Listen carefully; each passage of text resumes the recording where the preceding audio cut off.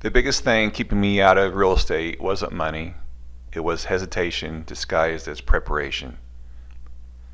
I was interested in real estate years before I bought anything. I even looked at a duplex in my hometown back in the late 90s. Yes, I'm that old. I had no idea how to evaluate it or manage it once it was purchased. I even talked to my local bank about financing it, but honestly, neither of us really understood investing or cash flow at the time. This was about the time I picked up the book Rich Dad Poor Dad for the first time.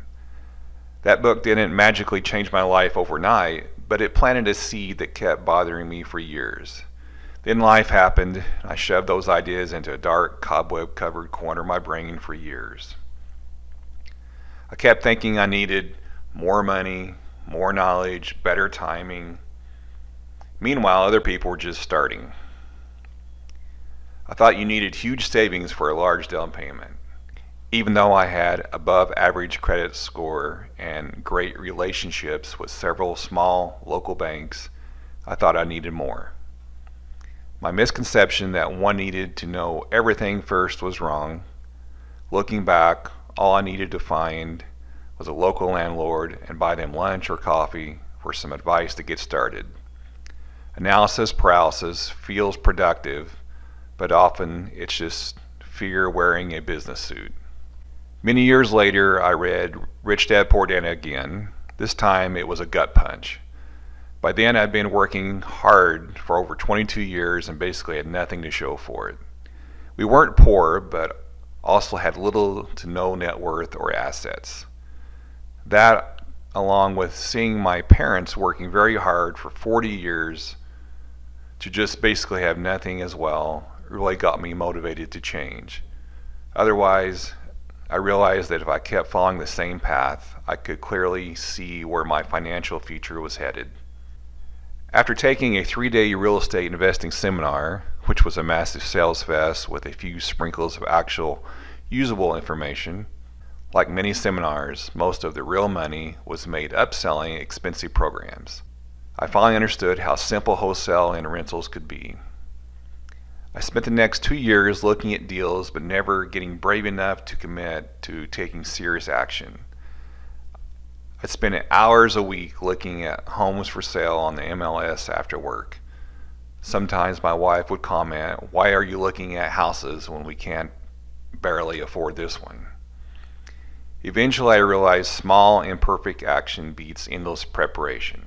My first deal wasn't glamorous, but it worked. I'll link that video here. I still remember staring at the accepted offer thinking, what the hell did I just do? And then telling my wife, I guess we just bought our first rental. When that lowball offer was accepted, I didn't feel ready and it scared the crap out of me. Thankfully, I had a supportive spouse that understood what I was trying to accomplish and we made it through our first purchase. Like most things in life, one learns by doing. I tell everyone now that the first 3 to 5 deals are going to suck, so just embrace the suck and get them out of the way as soon as you can.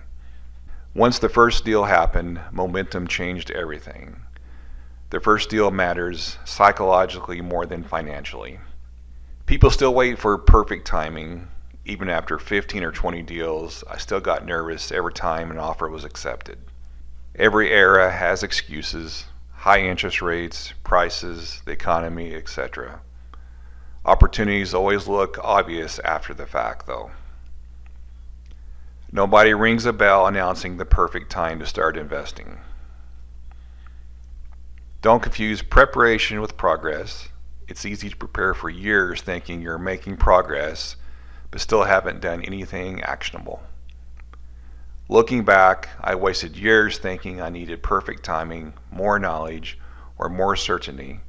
In reality, what changed my life was finally taking imperfect action and learning as I went.